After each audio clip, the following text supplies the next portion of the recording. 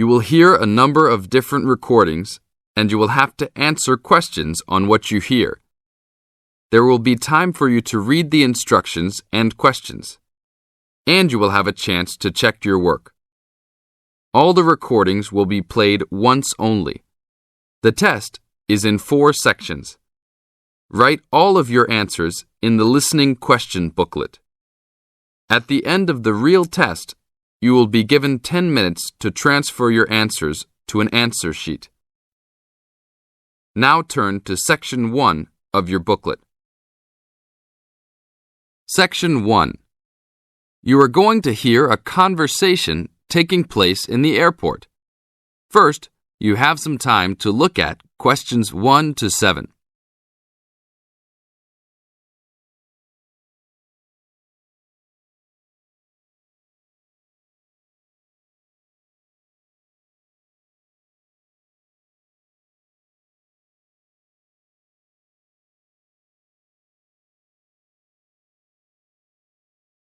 Now listen to the tape and answer the questions.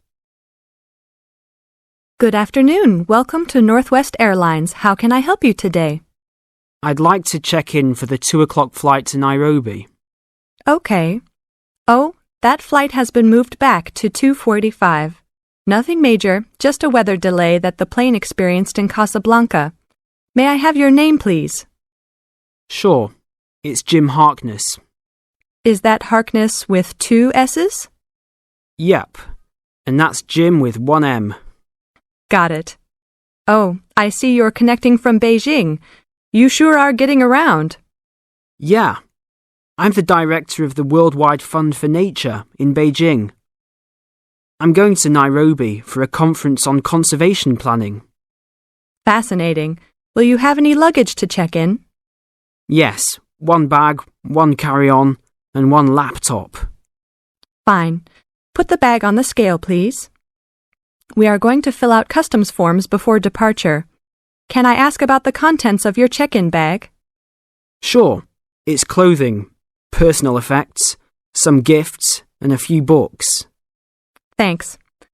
What seating would you prefer, aisle or window?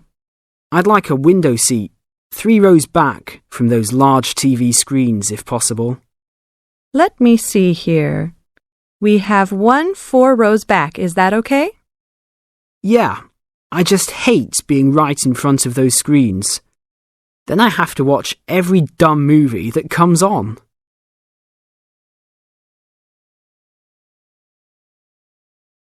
Now look at questions 8 to 10.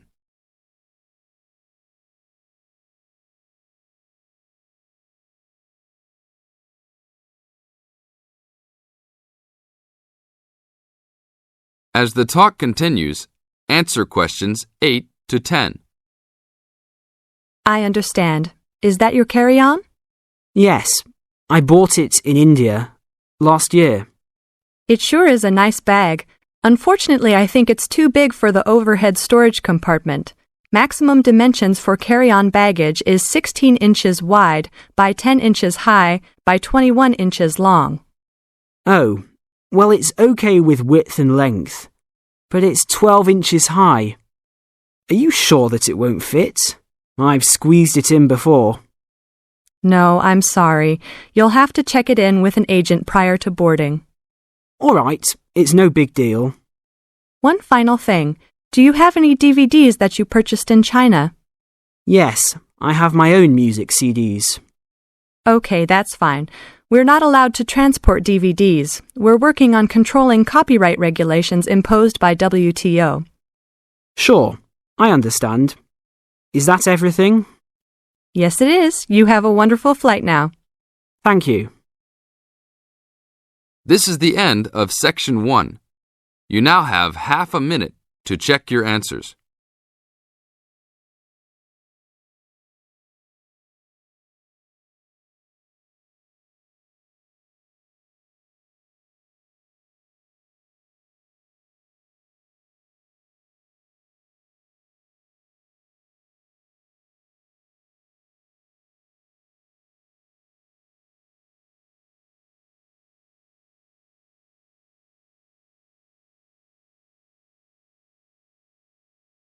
Now turn to Section 2.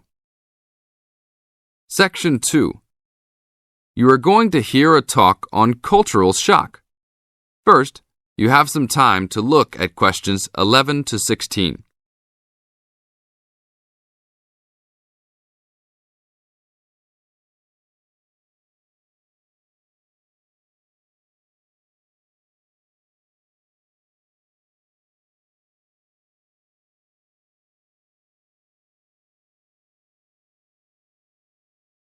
Now listen to the tape and answer the questions. Hi, congratulations on finishing orientation for our study abroad programme. Before you all head off to your respective countries, however, I want to first share with you a little bit about dealing with culture shock. Recent studies in intercultural experience have shown that there are distinct phases of adjustment which virtually everyone who lives abroad goes through. You won't be the exception. The first phase of culture shock includes gaining an awareness of the host culture, preparing for the journey, and farewell activities. You're all experiencing this right now. The second phase begins when you arrive in your new country and ends when the excitement of the early experiences wear off. When you first get there, you will be overwhelmed. Initial impressions convey a sense of monumentality of the experience. You'll love it. During the third phase, you will start taking a more active role in your setting. This will produce frustration because there will be some difficulty in coping with even the most elementary aspects of everyday life. I remember not being able to find a toilet one day because I forgot the word for bathroom. Anyhow, your focus will shift during this phase to the differences between your new host culture and your home cultures. This can be troubling, but these sometimes insignificant difficulties can be blown into major catastrophes. That's why this stage is most often referred to as culture shock.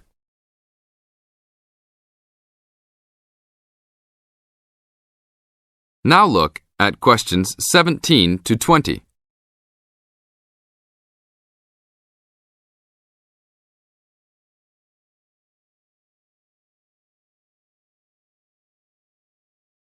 As the talk continues, answer questions 17 to 20. But relax, when this stage is over, you will slip into the gradual adjustment stage. You may not even be aware that this is happening. You will just begin to orient yourself and to interpret subtle cultural clues. The culture will become familiar to you and you'll start to feel at home. The next phase will be your discovery that you have the ability to function in two cultures with full confidence, and you may even feel completely integrated into your new host culture. In this phase, you will also start to have a sense of shared fate concerning events abroad. The last stage is the re-entry phase when you return home. This can be for some the most painful phase of all. You will be excited about sharing your experiences, but you will realise that you have changed and won't be able to explain how or why. One set of values has already been instilled in you, another you will have acquired in your host country. Both may seem equally valid. It is important that you realise that all of these phases are a natural part of adapting to a new culture. Expect peaks and valleys during your stay, and feel free to discuss your feelings with the resident director. These culture shock phases tend to occur even with relatively short stays abroad. During your stay, if you feel a wave of bewilderment wash over you, remember this little talk and look back at your notes. One very typical reaction against culture shock is the tendency to hang out with other Americans. Remember, you are coming to a foreign country to get to know her people, language and culture better. If you avoid contacts with the foreign language, you cheat yourself and lengthen the process of adaptation. This is the end of Section 2. You now have half a minute to check your answers.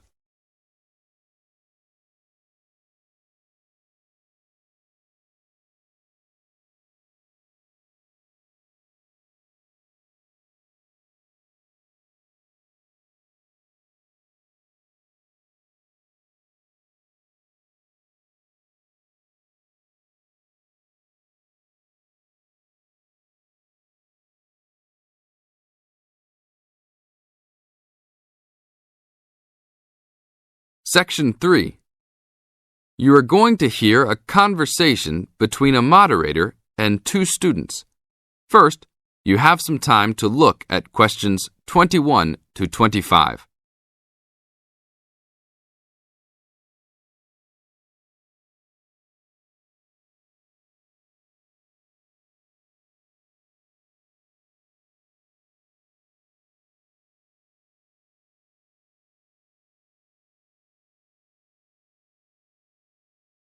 Now listen to the tape and answer the questions. Today we will hear two views of the book Fast Food Nation, The Dark Side of the All-American Meal by Eric Schlosser. Many have deemed this a fascinating socio-cultural report that explains how the development of fast food restaurants has led to the standardization of American culture, widespread obesity, urban sprawl and more.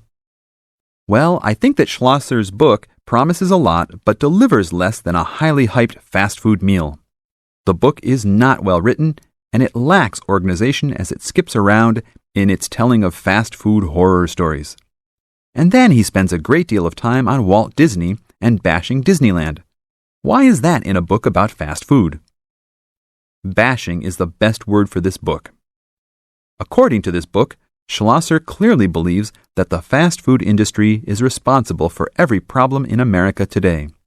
From the common cold, to inflation, to malls, to unruly kids, to warts, he blames it all on big business and especially the big food business.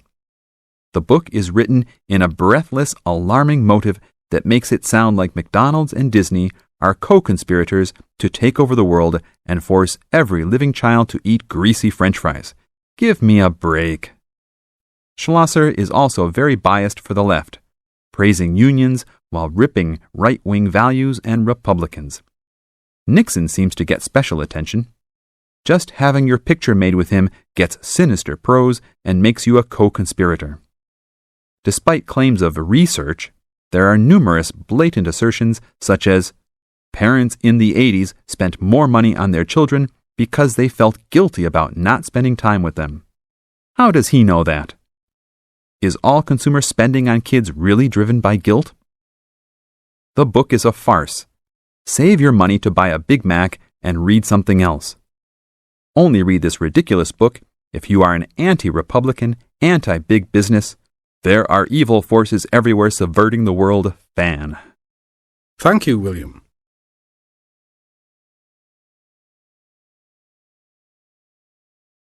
Now look at questions 26 to 30.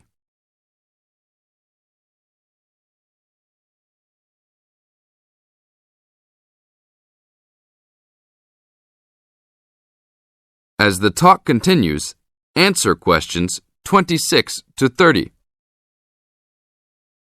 Now we'll talk to another person with a very different assessment of this book. So, Jenny, what did you think of Schlosser's book? Wow, where do I begin? I thought that this book was very informative, very well researched, and a very easy read.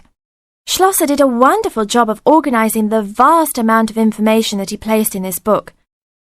For a non-fiction book, I found that Fast Food Nation kept me entertained throughout its entirety. In fact, I couldn't put it down. The history of the fast food industry itself was fascinating, as well as the background information on the potato and meat industries. The first-hand accounts given by people who work for the fast food industry, as well as the meatpacking and potato plants, added to the reality of the points the book was trying to make. The fast food industry and all industries supported by fast food companies have some serious issues that need to be addressed by the nation.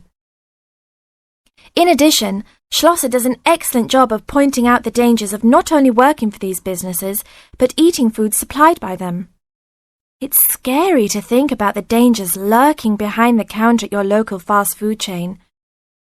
This book really opens your eyes to some health hazards that all of America should be aware of. Everyone should read this book. It will change your eating habits and the way you view large fast food corporations. This is the end of Section 3. You now have half a minute to check your answers.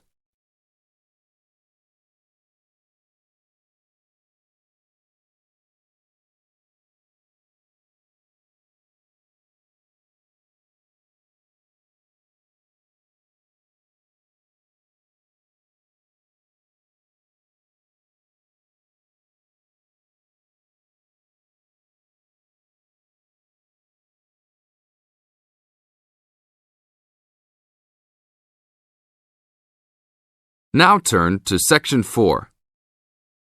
Section 4. You are going to hear a talk on Anne Bonny, a female pirate. First, you have some time to look at questions 31 to 35.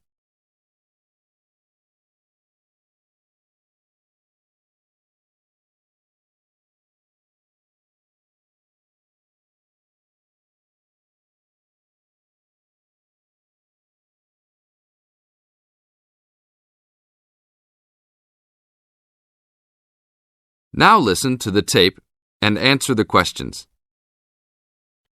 Anne Bonny was one of the two most famous female pirates. She sailed on the crew of Calico Jack Rackham.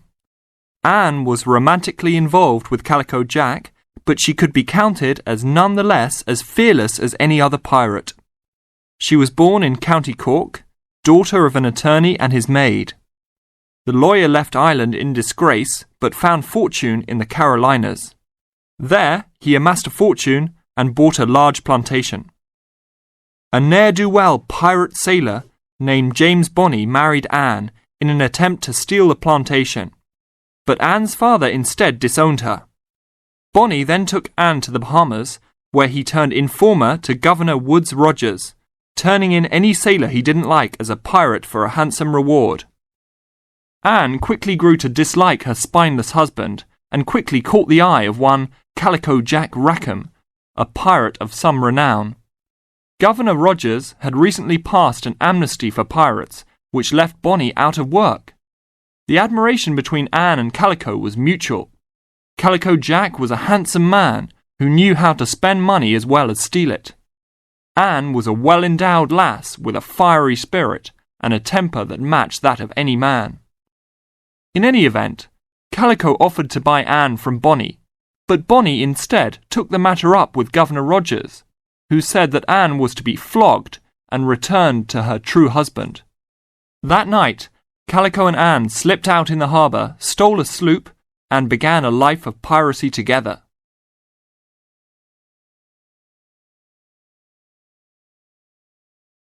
Now look at questions 36 to 40.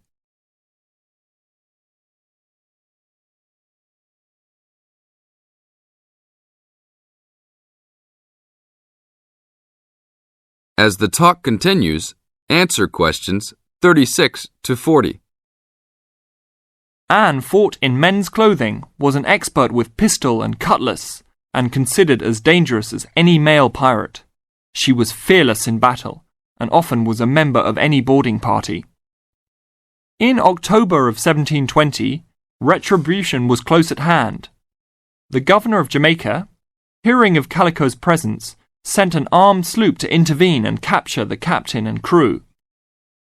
Calico's ship, Revenge, was caught by surprise, and much to Anne's dismay, the pirates fought like cowards and were taken far too easily. Anne and Mary Read were also captured, but, upon capture, confessed their sex and pleaded to be tried separately after they gave birth. Both women were pregnant at the time. Both received separate trials from the men, but were still sentenced to hang. Mary Read escaped the hangman by dying from fever while in jail. Anne, however, received several stays of execution before mysteriously vanishing from official records. It is believed that her father, who had contacts in the island, forgave his daughter for her acts and ransomed her back to the Carolinas, where she assumed a new name and a new life. This is the end of Section 4. You now have half a minute to check your answers.